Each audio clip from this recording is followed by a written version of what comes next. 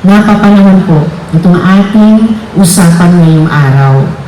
Ngayong naharap ang public transport sector sa lumalala at tumatagal na krisis.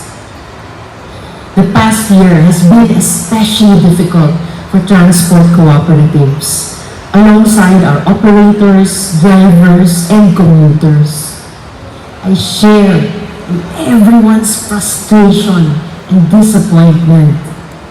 Ang dami talagang kailangang ayusin at palawakin ukol sa pagtulong ng pamahalaan sa public transport sector.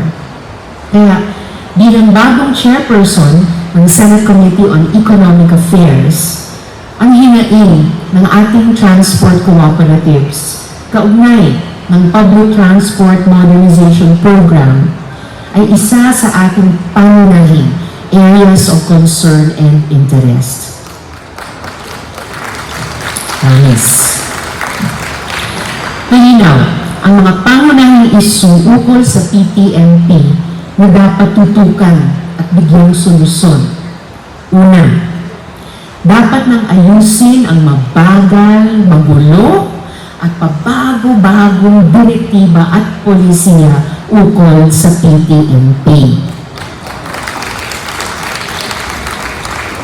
The process of PV modernization is being paralyzed by ineffective or wishy-washy regulatory stances in critical areas. Yung ating transport co-ops, 85% ang sumunod sa batas. Nag-consolidate ng mga prangkisa at naglaan ng puhunan ay sunod sa Public Transport Modernization Program. Saludo po kami sa inyo dahil dyan. Alam na po.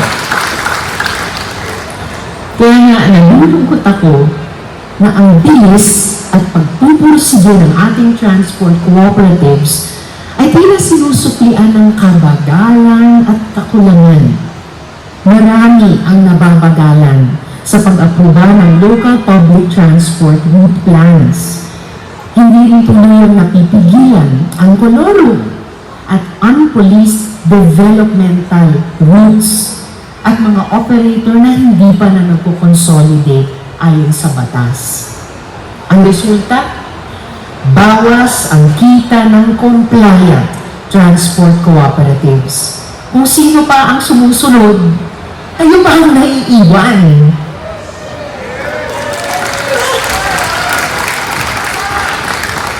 And sadly, we acknowledge that government assistance to cooperatives, operators, and drivers during this ongoing national energy emergency has been limited at best.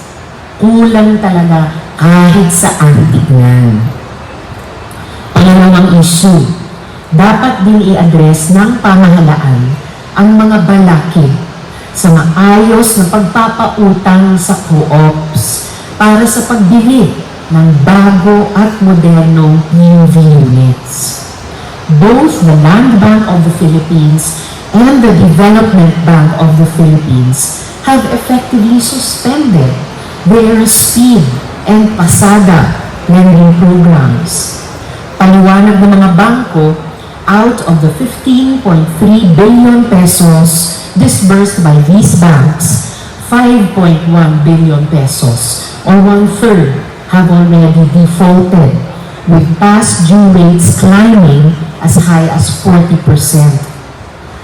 At the heart of this immense problem is the fact that government does not provide a full guarantee on loans made as part of the Public Transport Modernization Program. Banks, at the moment, are absorbing the primary credit risk in such a volatile economic situation. Talagang mahihirapang makakuha ng kapital para sa bagong jeeps ang ating transport co-ops hanggat di naayos ang mga problema gaya ng kolorum at unrationalized routes. Pero, hindi porket mahirap ang mga problemang hinaharap natin ukol sa PUV modernization ay wala na tayong magagawa. That is plain wrong. Maraming reforma na sana ay pagtulungan natin isulong para sa pag-ahon ng public transport sector.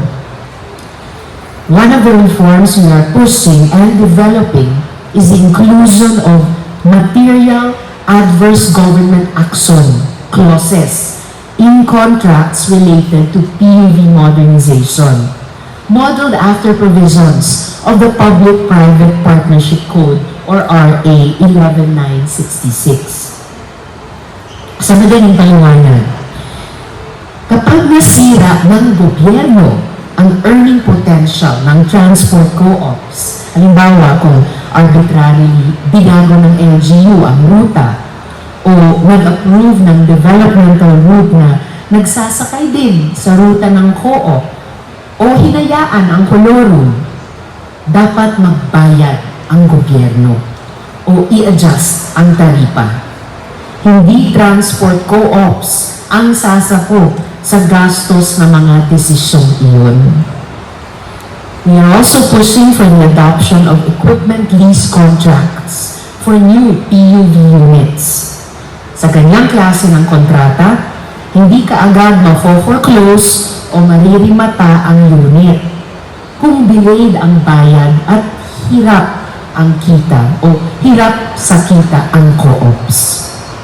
And as much as possible, the public transport modernization program should be geared toward a shift to electronic vehicles. Ang paglipat sa EVs ay magsisilbing proteksyon laban sa price shocks na hindi maiiwasan sa gasolina at diesel. Matuto na tayo sa problema natin ngayon at iwanan na ang lumang sitwasyon. At this point, dear friends, I wish to clarify an issue which has led to a misunderstanding and less help reaching our transport co-ops. Sa ilalim ng 2026 General Appropriations Act, ay may nakalaang pondo para sa equity subsidy para sa transport co-ops na aabot sa 400,000 pesos kada unit. Mabuti yan, di ba? Yes, mabuti. Kaso, sa tingin ng BBP at Land Bank, ang subsidy na iyan ay para lang sa bagong loans sa pagkuha ng new PUV units. Mali po iyan. And I say this since I personally participated in the Senate 2026 budget deliberations in which the equity subsidy was discussed. Ayon mismo sa DOTR Department Order 2025-20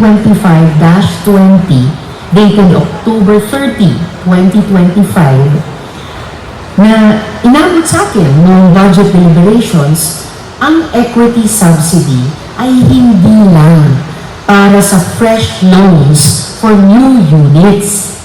Sabi nga sa DO, there is a need to, quote, prioritize those who have joined the program but are struggling financially, close quote. The expanded subsidy is meant to be a lifeline to restructure and rescue existing loans that have already gone sour. Nagtataka nga ako kung bakit may kalituhan at sana ay may mas malinaw na guidance mula sa DOTR at iba pang ahensya ukol dito. Mga kaibigan, the challenges being faced by the public transport sector are immense. And this ongoing process of modernization is undeniably difficult. However, there is no other way but to keep moving forward towards progress.